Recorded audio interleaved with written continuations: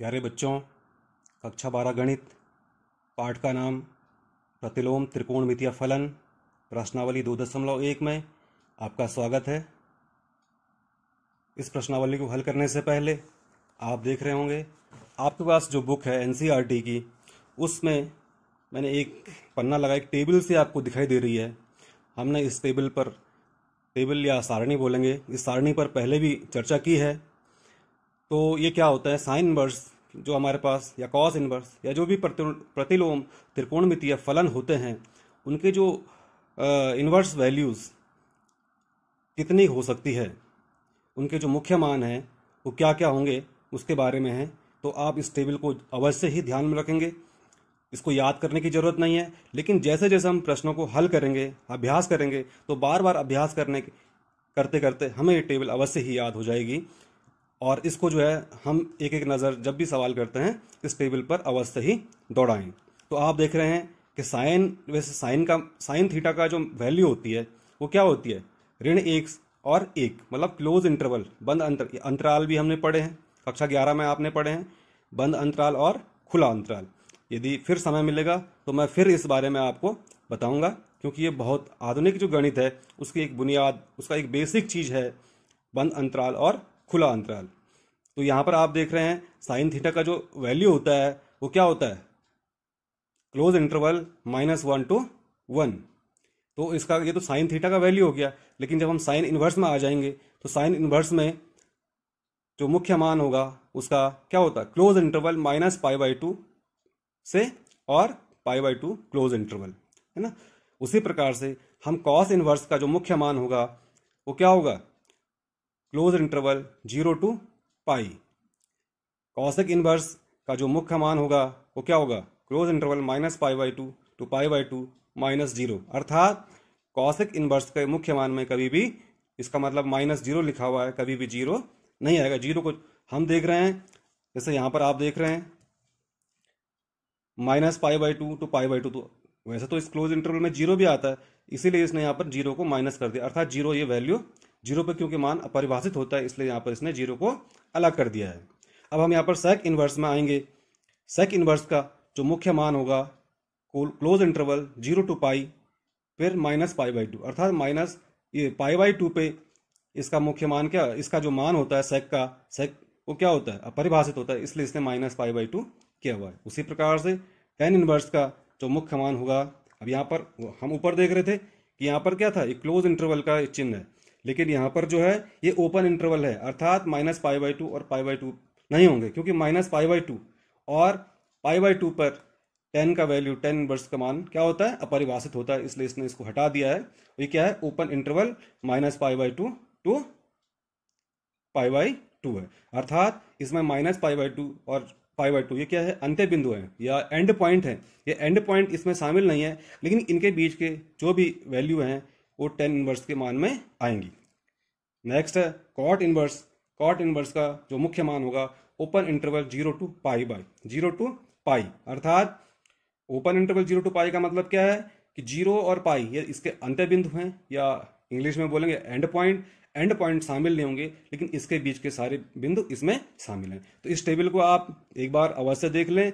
आप चाहें तो चार्ट पेपर पे जितने भी फॉर्मूला हैं ट्रिग्नोमेट्री के वो सारे नोट कर लें, और उसमें ये सारणी को भी आप नोट कर लें। ये अवश्य ही आपको बहुत काम आएगी इन सवालों को करने में।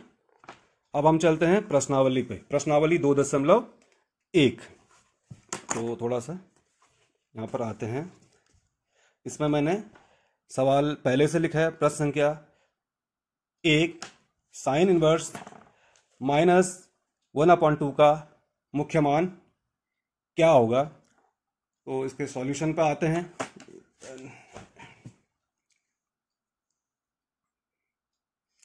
तो इस प्रश्न को हल करने के लिए हम करते हैं, माना साइन इनवर्स -1/2 बराबर y, इसलिए साइन y बराबर 1/2। चूंकि हमें पता है, चूंकि साइन इनवर्स एक्स बराबर यदि थीटा है इम्प्लाइज साइन थीटा बराबर एक्स। ठीक, अब हम ध्यान रखेंगे, अभी अभी हमने एक टेबल देखी थी, उसमें हमने देखा था कि साइन इनवर्स का मुख्य मान क्या होता है, क्लोज इंटरवल -π/2 से π/2 में होता है। ये माइनस है यहाँ पे, चूंकि साइन इनवर्स का मुख्य मान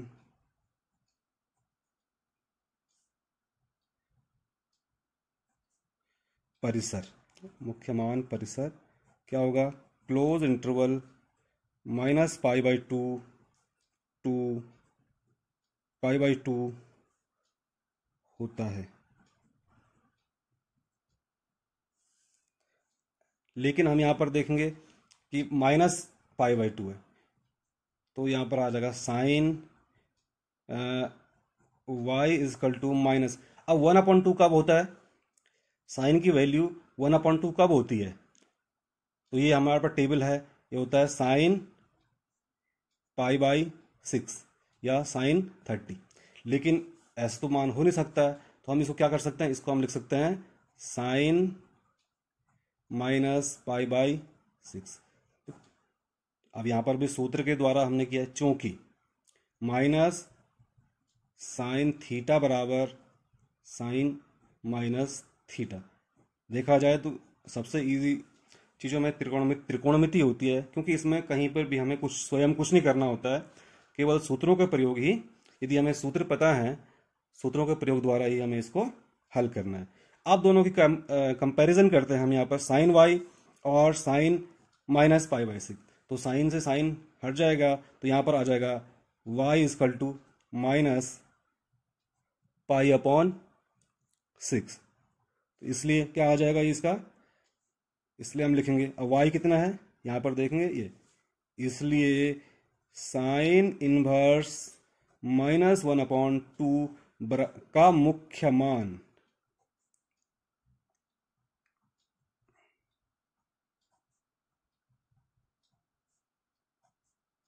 -π/6, ये हमारा आंसर हो जाएगा। नेक्स्ट है क्वेश्चन नंबर 2, प्रश्न 2 है और इसका सॉल्यूशन, पहले हम प्रश्न लिख लेते हैं।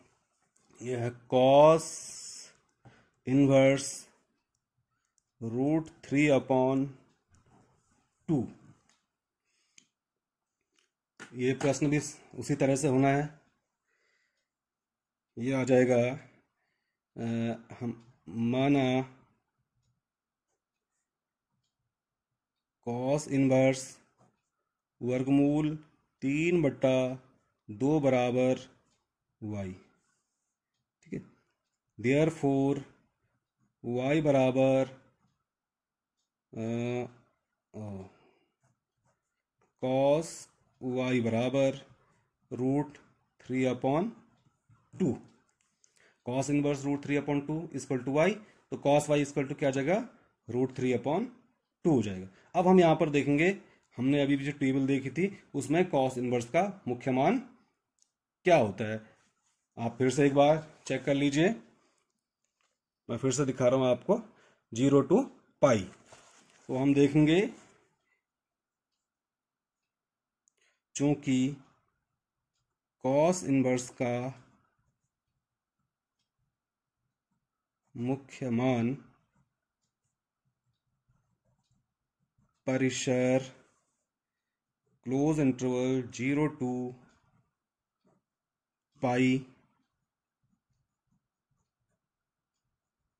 होता है, इसलिए cos y बराबर √3/2। अब हम देखेंगे 0 to π के मध्य cos का मान रूट कितने पर cos का मान √3/2 होता है। तो हम इसके लिए हमें क्या होना चाहिए, जो त्रिकोणमिति अनुपातों की जो टेबल है कि साइन 0 क्या है, साइन 30 कितना है, वो हमें याद होनी चाहिए। इसके लिए मैंने एक वीडियो डाला हुआ है पहले भी। एक बहुत ही सरल तरीका है इसको याद करने का। याद करने का तरीका वही है, मैं हमेशा बोलता हूँ, गणित में कभी भी रट्टा नहीं मारना है, चीज़ों को समझना है। यदि हम चीज़ों को समझ लेते हैं तो हम स्वयं ही नए नए सूत्र खुद ही बना सकते हैं। हमें किसी का मोहताज नहीं रहना पड़ेगा कि हम बुक से ही, जो बुक में फॉर्मूले हम वही करेंगे। यदि हम चीज़ों को उसकी गहराई से समझ लेते हैं तो हम खुद भी सूत्रों को बना सकते हैं। तो यहाँ पर हम देखेंगे कॉस वाई, ये तो बहुत सिंपल, ये तो सीधा तथ्य है। ये क्या होता है, कॉस 30 या कॉस पाई/6 का वैल्यू √3/2 होता है। तो यहां से क्या आ जाएगा, y बराबर कितना आ जाएगा, पाई/6। इसका और इसकी हमने कंपैरिजन किया, तुलना किया, तो y = पाई/6 आ गया है। ठीक है, तो इसलिए अब y कितना है, हम यहां पर देखा कॉस इनवर्स √3/2 बराबर y, अर्थात y बराबर कितना आ गया,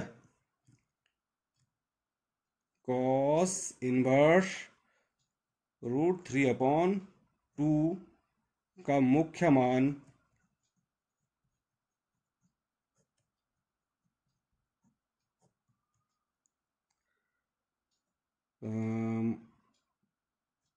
पाई/6 है। ये क्वेश्चन नंबर 2 हमारा हो गया। अब हम क्वेश्चन नंबर 3 देखते हैं एक बार। ठीक है,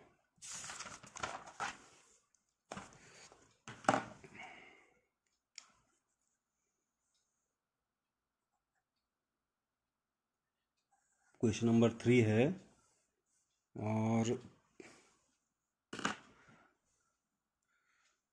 इसका है कॉसेक इनवर्स 2 सॉल्यूशन। चलो, तो इसके लिए सबसे पहले जो हमारी ज़रूरत होती है कि हम ये देखेंगे इसका हमने माना, इसको भी हमने वही किया है। इसमें प्रोसीजर इन सवालों में बड़ा है कि सबका प्रोसीजर एक जैसा ही है। माना कॉसेक इनवर्स 2 = y, तो क्या हो जाएगा फिर यहाँ से, कॉसेक y बराबर 2। ठीक है, अब चूंकि कॉसेक इनवर्स का मुख्य मान होता है -π/2, π/2 -0। ठीक है, अर्थात जीरो जीरो नहीं होगा, बाकी -π/2 से और π/2 के मध्य सारे ही मान हो सकते हैं। ठीक है, अब यहाँ पर कॉसेक y, इसलिए कॉसेक y बराबर 2। अब हम देखेंगे कॉसेक y का मान 2 कब होता है। तो हमने कहा है कि इसे याद करने की जरूरत नहीं, हम, क्योंकि कॉसेक क्या होता है, साइन का उल्टा होता है। कॉसेक y बराबर 1/sin y, तो 1/sin y मतलब, या sin y बराबर 1/cosec y या 1/2। तो हमें कॉसेक को याद करने की जरूरत नहीं, हमें अगर साइन का ही याद है तो हम कॉसेक का निकाल सकते हैं। तो 1/2 कब होता है साइन का, 30 डिग्री, या π/6, अर्थात कॉसेक का भी क्या हो जाएगा, ये कॉसेक π/6। क्लियर, मैंने क्या बताया था आपको कि कॉसेक y बराबर होता है 1/sin y, या साइन y बराबर 1/cosec y, या ये हो जाएगा 1/2। तो कब होता है 1/2, cos π/6 पे होता है। इसका मतलब cosec y कितना आ जाएगा, y बराबर क्या हो जाएगा, इंप्लाइज y बराबर, इसकी और इसकी दोनों की तुलना करते हैं तो y बराबर कितना आ जाएगा, π/6। तो हम कह सकते हैं अतः कॉसेक इनवर्स 2 का मुख्य मान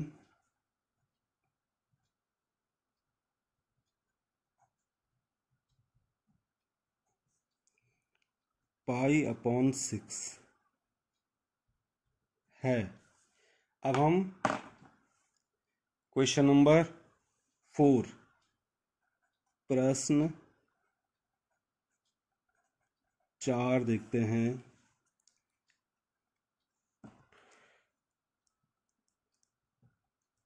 tan−1 -√3 और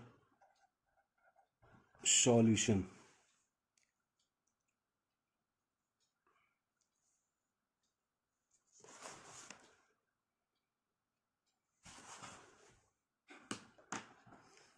तो सेम सबका प्रोसीजर इन सवालों में एक ही है। हम करते हैं माना tan−1 -√3 बराबर y मान लेते हैं। तो यहाँ से हमें मिलेगा tan y बराबर -√3। और हमें ध्यान देना है, अभी हमने टेबल देखी थी कि tan−1 का मुख्य मान, अब यहाँ पर देंगे, यहाँ कॉस क्लोज इंटरवल है, लेकिन tan−1 के केस में ये ओपन इंटरवल आ जाएगा, -π/2 π/2 होता है। इसलिए हम करेंगे इसको tan y बराबर -√3। अब हमें ध्यान देना है कि tan का वैल्यू -√3 कब होता है। चलो ठीक है, हमें याद नहीं रह सकता है, क्योंकि tan का वैल्यू हमें पता है कि फर्स्ट क्वाड्रेंट में सारे वैल्यू क्या होते हैं, पॉजिटिव होते हैं। तो निश्चित, और ये -π/2 से और π/2, इसका मतलब हम क्या लिख सकते हैं इसको, ये फोर्थ क्वाड्रेंट में होगा, तो फोर्थ क्वाड्रेंट में हम लिख सकते हैं। अब √3 का वैल्यू तो हमें पता होना चाहिए, माइनस का वैल्यू हमें पता नहीं है, -√3 का वैल्यू कितना होगा ये हमें पता नहीं है, लेकिन +√3 हमें पता होना चाहिए। +√3 क्या होता है, tan π/3, tan π/3। और इसको हम लिख सकते हैं tan -π/3। अब आप बोलेंगे कैसा है, तो सारे ही सूत्र हैं, हम यहाँ पर सूत्र लिख देते हैं। चूंकि -tan थीटा बराबर, या इसको ऐसा ना करके कंफ्यूजन, इसको लिखते हैं tan थीटा बराबर क्या होता है, -tan थीटा बराबर tan - थीटा, मतलब ये इसके बराबर ये इसके बराबर ये। तो इससे क्या आ जाएगा, ये y बराबर क्या आ जाएगा, y बराबर आ जाएगा -π/3। इसलिए tan−1 -√3 का मुख्य मान -π/3 है। ये हो गए हमारे 4 सवाल।